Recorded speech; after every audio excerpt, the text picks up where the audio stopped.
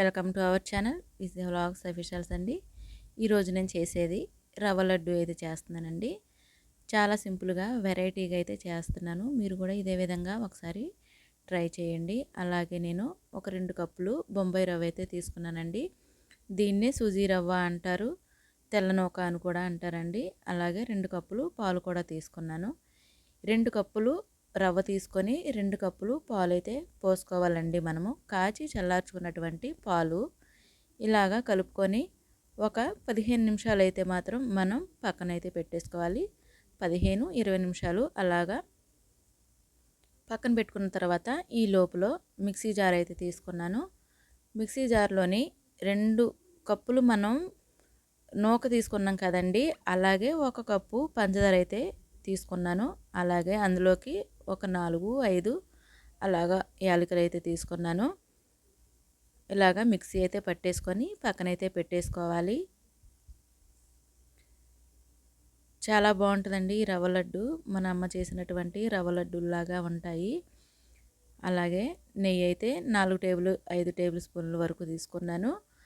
అలాగే నేతిలోని నేను జీడిపప్పు, బాదాం, కిస్మిస్ వేసుకొని ఇలాగా వేపుకొని బ్రౌన్ కలర్ వచ్చే వరకు నేను వేపుకుంటున్నానండి. బాగా మాడుకోకుండా కొంచెం మనకి ఏగే వరకు ఇలాగ వేపుకుంటున్నాను.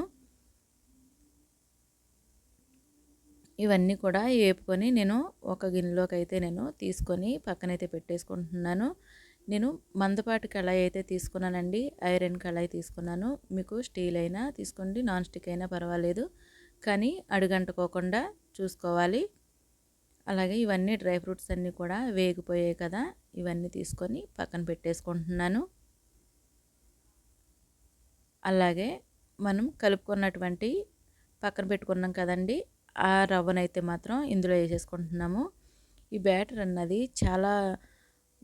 చాలా సాఫ్ట్గా అయితే ఉంటుందండి. నానిపోయినట్టు చక్కగా ఉంటుంది. ఇప్పుడు ఇలాగున్నా సరే మనం వేపుకునేటప్పుడు కూడా కొంచెం గట్టిగా కలుపుతూ ఉండాలండి. అది ఉండలో చుట్టుకోకుండా ఇలాగా విడివిడిగా వచ్చే వరకు కలుపుతూనే ఉండాలండి. కానీ కొంచెం ఇక్కడే మాత్రం మనకి కొంచెం ఇబ్బందిగా ఉంటుంది. ఎక్కువసేపు అయితే కలుపుతూ ఉండాలండి మనము.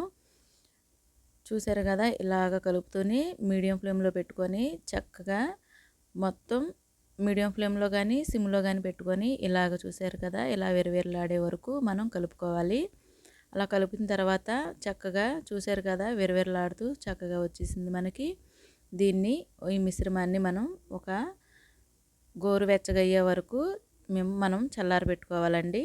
ఇందులోనే నేను ఎండు కొబ్బరి తురుముని 1 కప్పు తీసుకున్నాను. మీకు క్వాంటిటీ తెలిసే ఉంటుందండి ఈ పాటికి. అలాగే మనం కలిపి పెట్టుకున్నటువంటి మిక్సీ పట్టుకున్నాం కదండి, పంచదార పౌడర్ కూడా, యాలకుల పౌడర్ వేసేసుకున్నాము. అలాగే జీడిపప్పులు కూడా వేపుకున్నాం కదా, ఈ డ్రై ఫ్రూట్స్ అన్నిటిని ఇలాగా ఒకసారి మనం కలిపేసుకోవాలి. నాకు వీడియో తీసేవాళ్ళు లేక కొంచెం ఇలాగా నేను పక్కన మళ్ళీ కలిపేసుకొని పక్కనైతే పెట్టేసుకున్నాను. మొత్తం అంతా మనకి చక్కగా అయితే కలిసిపోతుందండి. మనం నేతిలోని వేపుకున్నాం కాబట్టి ఈ పాలు ఇవన్నీ కూడా మనకి ఉండ చుట్టేటప్పటికి టెక్చర్ అన్నది చక్కగా వస్తుందండి. మనకి చాలా బాగా వస్తుంది. మన అమ్మ చేసినటువంటి రవ్వ లడ్డుల్లాగే ఉంటాయండి సేమ్. చూసారు కదా, ఈ విధంగా అయితే మనకి వచ్చింది.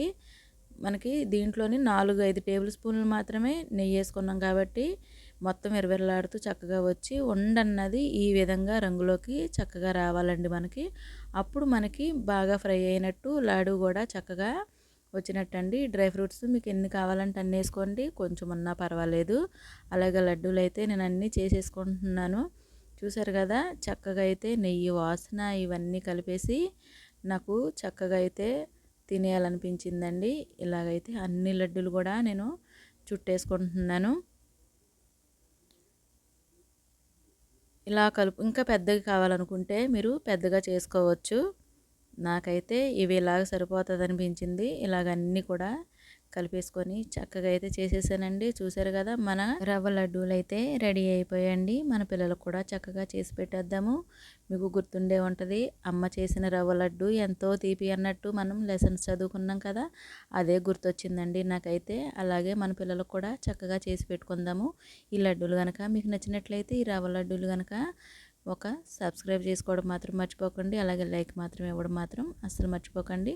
చూస్తుంటేనే నోరూరిపోయేటటువంటి ఈ రవ్వ లడ్డూల్ని ఇదే విధంగా ఒకసారి మీరు కూడా ట్రై చేయండి. అలాగే మన ఛానల్ని చూస్తున్నారు కానీ సబ్స్క్రైబ్ అయితే చేయట్లేదండి.